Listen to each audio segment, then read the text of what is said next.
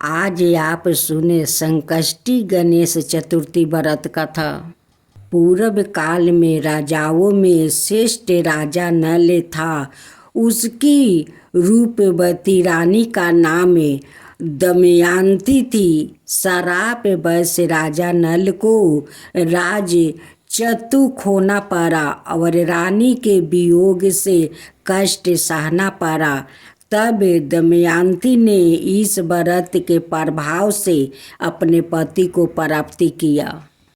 राजा नल के ऊपर विपत्तियों का पहाड़ टूट पड़ा था।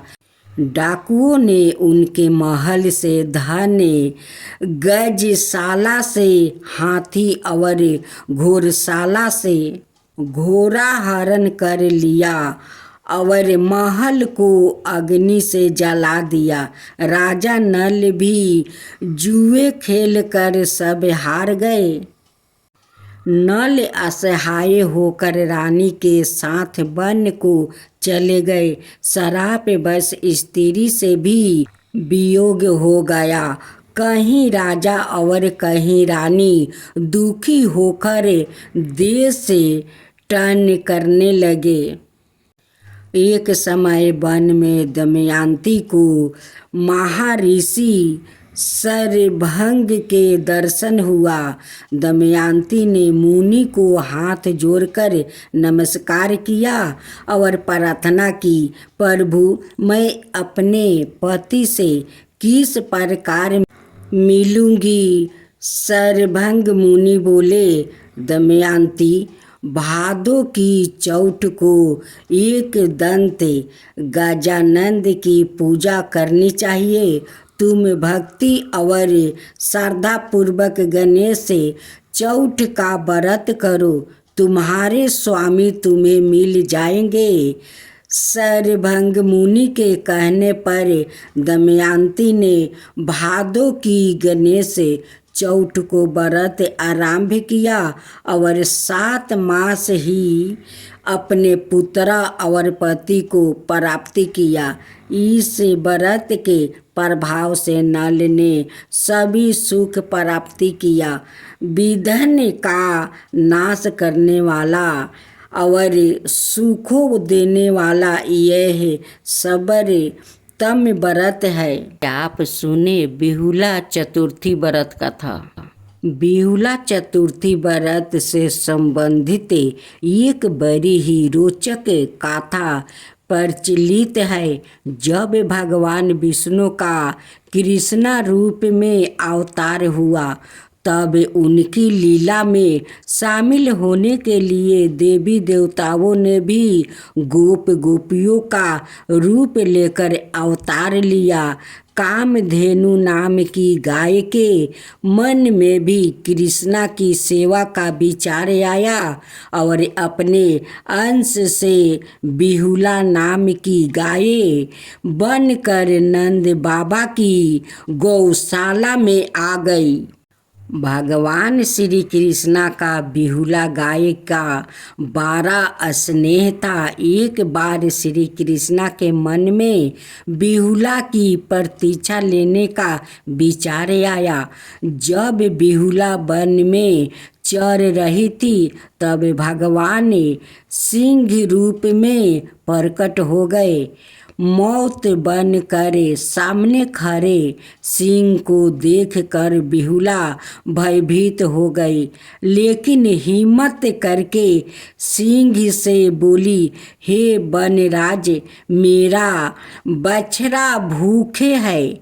बछड़े को दूध पिलाकर मैं आपका आहार बनने वापस आ जाऊंगी। सिंह ने कहा कि सामने आया आहार को कैसे जाने दूं? तुम वापस नहीं आई तो मैं भूखी रह जाऊंगा। बिहुला ने सत्य और धर्म की शपथ लेकर कहा कि मैं अवश्य वापस आऊंगी। बिहुला की शपथ से प्रभावित होकर सिंह बने श्री कृष्णा ने बिहुला को जाने दिया। बिहुला अपने बछड़े को दूध पिलाकर वापस वन में आ गई। बिहुला की सत्य निष्ठा देखकर श्री कृष्णा अत्यंत प्रसन्न हुआ और अपने वास्तविक स्वरूप में आकर कहा कि हे बिहुला, तुम प्रतीक्षा में सफल हुई। अब से भाद्रपद चतुर्थी के दिन गौ माता के रूप में तुम्हारी पूजा होगी। तुम्हारी पूजा करने वाले को धन और संतान का सुख मिलेगा। चौठ माता की जय हो, चौठ माता की जय हो। एक सेठ सेठानी थी, उनके एक बेटा और बहू थी। बहू सबको भोजन करवा के फिर सवाए भोजन करती थी। एक पड़ोसिन ऐसी भी थी जो रोज पूछती कि बहू आज क्या बनाया खाया है। बहू कहती, हे पड़ोसिन, ठंडो बासी। एक दिन उसके पति ने ऐसा सुनकर विचार किया कि आज तो पकवान बनाया जाए, फिर देखती हूँ कि मेरी पत्नी क्या कहती है। उसने तरह तरह के पकवान बनवाया और घर के सभी लोग ने एक साथ बैठकर भोजन किया। आज भी पड़ोसिन ने पूछा तो बहू ने कहा, पड़ोसिन ठंडो बासी। सेठ के लड़के ने सोचा कि कोई बात तो अवश्य है जिससे कि मेरी पत्नी ऐसी कहती है। उसने अपनी पत्नी से पूछा, तुम रोज ठंडो बासी क्यों कहती हो? क्यों तुम बासी खाती हो? ऐसे क्यों कहती हो? जब कि अपना सबने एक साथ बैठकर कई तरह के पकवान खाए। उसकी पत्नी बोली, आपने जो खा रहे हैं वो बाप बूढ़े की कमाई है। जिस दिन आप काम करके लाओगे उस दिन मैं समझूंगी कि ताज़ा भोजन कर रही हूँ। अब एक दिन लड़के ने माँ से कहा, मैं एक बार शहर में कमाई करने जा रहा हूँ। माँ बोली, बेटा अपने पास इतना धन है कि खाया नहीं जा सकेगा। माँ के माना करने पर भी बेटे ने सवाए कमाने का मन बना लिया और जाते समय पत्नी से कहा, मैं जब तक कमाकर बहुत सा धन लेकर ना आऊं तुम चूल्हे की आग मत बुझाने देना। एक दिन चूल्हे की आग बुझ गई तो वो मन ही मन घबराने लगी, कहीं मेरे पति पर संकट तो नहीं आन पड़ा। जल्दी से पड़ोस में से आग लाकर चूल्हे में राख देती है। ऐसा विचार करके पड़ोस में गई। वहाँ पड़ोसिन ने चौठ माता का व्रत पूजन कर रही थी। पड़ोसिन ने कहा, थोड़ी देर में आकर ले जाना। बहू ने पड़ोसिन से पूछा, आप यह व्रत क्यों करती है? इससे क्या मिलता है? पड़ोसिन ने कहा, चौठ माता के इस व्रत को करने से अन्न लक्ष्मी मिले और अपनी मनोकामना पूरी होता है। अब बहू भी चौठ माता का व्रत करने लगी। दीवार पर चौठ माता बनाई। उस दिन घी गुड़ का चूरमा बनाकर रात्रि को चंद्रमा को अर्घ देकर भोजन करती है। ऐसा करते करते बहू दिन हो गया। चौठ माता ने उस बहू के पति को सपना दिया कि साहूकार का बेटा तू जागे कि सोए, तेरी पत्नी बहुत याद कर रही है। घर जाकर उसकी चिंता मिटाओ। तू दुकान खोल कर कंकु केसर का पगला बन के बैठ जाना। आज तेरा हिसाब किताब चुकता हो जाएगा। अब तो चौठ माता ने जैसा कहा था वैसा ही हुआ था। उसने घर जाने की तैयारी की। और गाड़ी भर के धन दौलत लेकर चल दिया। रास्ते में एक बड़ा सा काला नाग फन फैलाए बैठ गया और कहने लगा, आज तो मैं तुझे डांसूंगा, छोड़ूंगा नहीं। आज तेरी आहू पूरी हो गई है। सेठ ने लड़के से कहा, आज चौठ माता ने मुझे सपना दिया तो मैं पत्नी से मिलने घर जा रहा हूँ। वहाँ मेरी पत्नी बहुत चिंता कर रही है। मैं उसे मिल कर जरूर आऊँगा, तब तुम मुझे डांस लेना। नाग ने कहा, तुम शपथ पूर्वक कहकर जाओ तो मैं तुम्हें जाने दूंगा, परंतु लौट कर नहीं आए तो तुम्हारे घर आकर मैं तुम्हें डांस लूँगा। इस प्रकार सांप को वचन देकर वो अपने घर पहुँचा। वहाँ सभी से हंसी खुशी से मिला और भोजन करने को बैठा तो उदास होकर बैठ गया। उसकी पत्नी ने उदास होने का कारण पूछा तो पति ने काले नाग वाली बात बताते हुए कहा, यदि मैं उसके पास नहीं जाऊंगा तो वो घर आकर ही मुझे डांस लेगा। पत्नी बहुत चतुर थी। उसने कहा कि आप घबराओ नहीं, लेट जाओ, मैं एक उपाय करती हूँ। पत्नी ने कमरे की सात पेटी सिरवा धोई। पहली पेटी पर रेत, दूसरी पर इतरा, तीसरी पर गुलाल फूल, चौथी पर कंकु केसर, पांचवी पर लड्डू पेड़ा, छठी पर गादी गलैचा और सातवीं पेटी पर दूध का कटोरा भर कर रख दिया।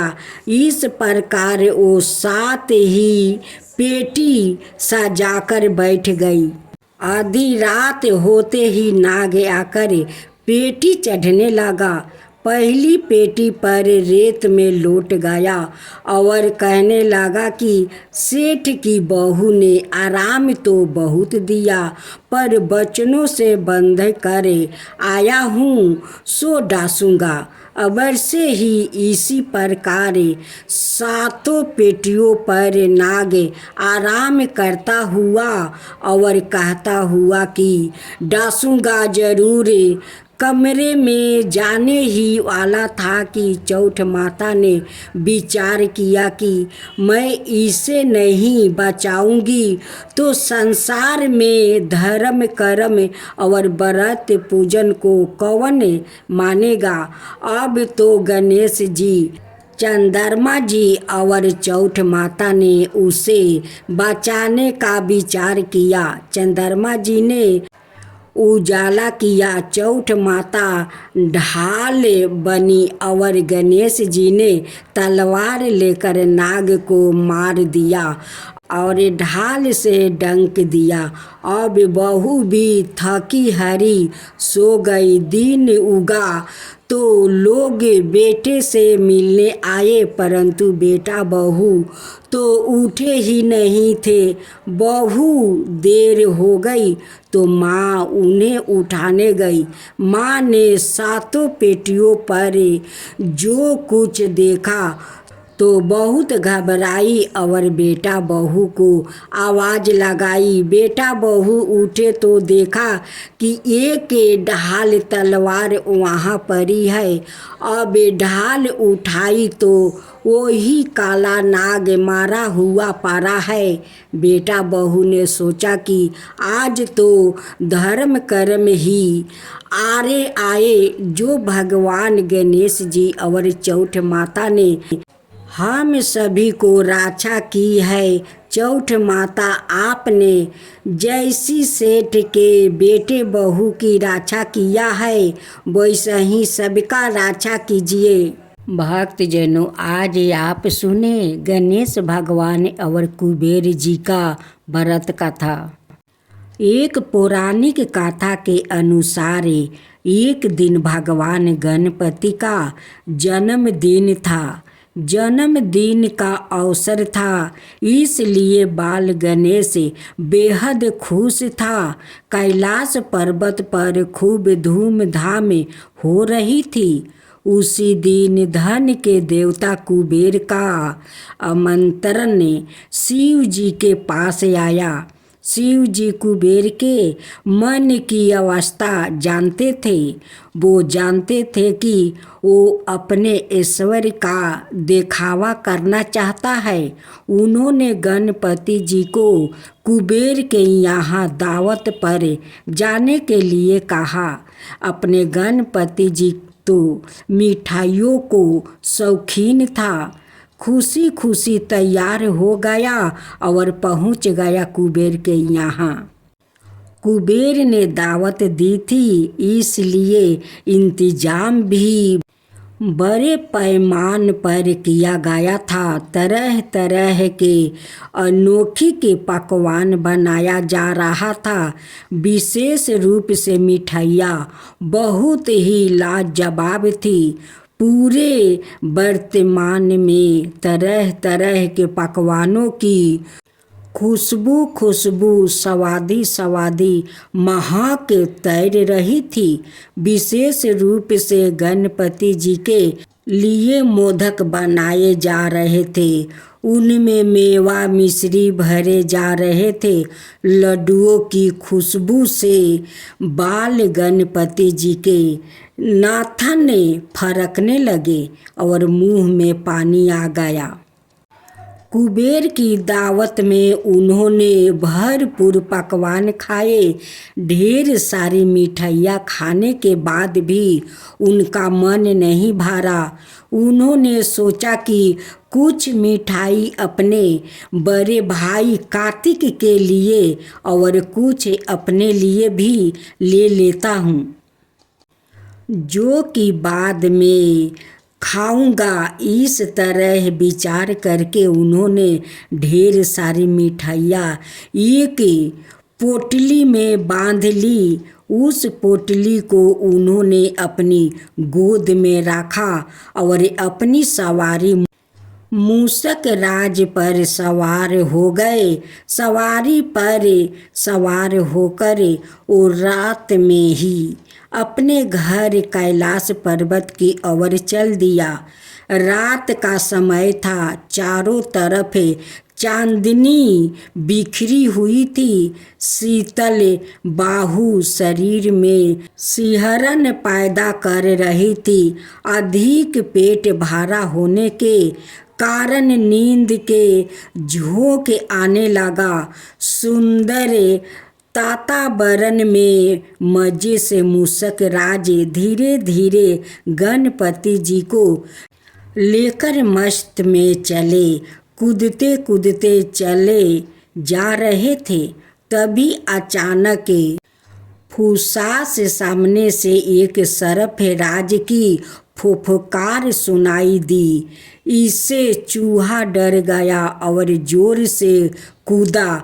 गणपति जी का संतुलन बिगड़ गया और वो मिठाई सहित गिर पड़े। उन्होंने इधर उधर चारों तरफ देखा कि कोई देख तो नहीं रहा है। ना निर्जल रात्रि का समय था, वहाँ कोई नहीं था। हाँ, इससे गणपति जी को सांत्वना मिली और उन्होंने मिठाई को एकत्रित करना शुरू किया। तभी उन्हें हंसी की आवाज़ सुनाई दी। उन्होंने इधर उधर देखा, लेकिन कोई दिखाई नहीं दिया। हंसी को अपना भरम जानकर उन्होंने मिठाई को पुनः इकट्ठा करना शुरू कर दिया। उन्होंने मिठाई को अभी पूरा एकत्रित भी नहीं किया था कि उनकी नज़र आसमान में हंसते हुए चांद की तरफ गई। आसमान में चांद हंसते हुए लोटपोट हुआ जा रहा था। चांद उनके नाटे कद मोटे पेट, गज के सिर, मूसक की सवारी, और उस पर ढेर सारी मिठाइयाँ के बिखर जाने पर उनकी हंसी उड़ रहा था। भक्तों को विघ्न हर्ता गणपति जी का जो रूप अति प्रिय है, उस पर चंद्रमा हंस रहा था। इस पर गणपति जी को बड़ा गुस्सा आया और उन्होंने चांद को डांटते हुए कहा, तुम्हें अपनी सुंदरता पर बहुत घमंड है। तुम मेरी मदद करने के स्थान पर मुझ पर हंस रहे हो।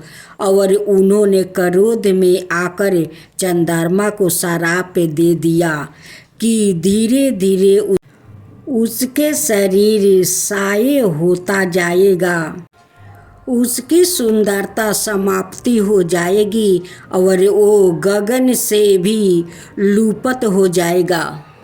गणपति जी के श्राप देने के साथ ही चंद्रमा का धीरे धीरे हर्ष होने लगा और कुछ समय पश्चात वो पूरी तरह से लुप्त हो गया। चारों ओर अंधकार फैल गया। अनय वनस्पति और औषधियों मुरझा गई। औषधियों के अभाव में मनुष्य भीना बीमारियों से मरने लगे। संसार में चारों ओर हाहाकार मच गया। लोग मदद के लिए देवताओं को पुकारने लगे। लगता था जैसे संसार का अंत ही आ गया हो। देवताओं ने अग्नि और इंद्र देव को चंद्रमा के पास भेजा। अग्नि और इंद्र देव ने चंद्रमा को समझाया कि वो गणपति जी से क्षमा याचना करे और संसार का उद्धार करे। चंद्रमा ने उनकी बात मान ली। गणपति जी को प्रसन्न करने के लिए वो ढेर सारे लड्डू और मलपुए लेकर उनके पास पहुंचा। अपनी भूल स्वीकार करने के बाद चंद्रमा ने उन्हें मोदक का भोग लगाया, जिससे गणपति जी प्रसन्न हो गए और उन्होंने चंद्रमा को क्षमा कर दिया। गणपति जी ने कहा, मैंने तुम्हें क्षमा किया, किंतु मैं अपना श्राप वापस नहीं ले सकता, केवल उसका प्रभाव कम कर सकता हूँ। 1 माह अंतराल में तुम अपना प्रकाश धीरे धीरे खो दोगे और फिर पुनः उस प्रकाश को धीरे धीरे वापस प्राप्ति कर लोगे। यह प्रक्रिया निरंतर चलती रहेगी। और हाँ, तुमने मेरा मजाक मेरे जन्मदिन पर उड़ाया था, इसलिए भाद्रपद चतुर्थी के दिन तुम्हारा दर्शन करने वाले व्यक्तियों को झूठा कलंक लगेगा। चंद्रमा ने खुशी खुशी सभी बातें स्वीकार कर लिया। चारों तरफ प्रकाश ही प्रकाश फैल गया। तीनों लोग प्रसन्न हो गए। चंद्रमा ने प्रसन्न होकर अमृत बरसाना शुरू कर दिया। अनाए वनस्पतियाँ और औषधियों फिर से खिल उठी। संसार में नव जीवन का संचार हुआ। सब लोग नाचने गाने और उत्साह मनाने लगे। कहानी सुनाना बड़ा भला लगता है। अब आप बताइए, इससे क्या शिक्षा मिली है?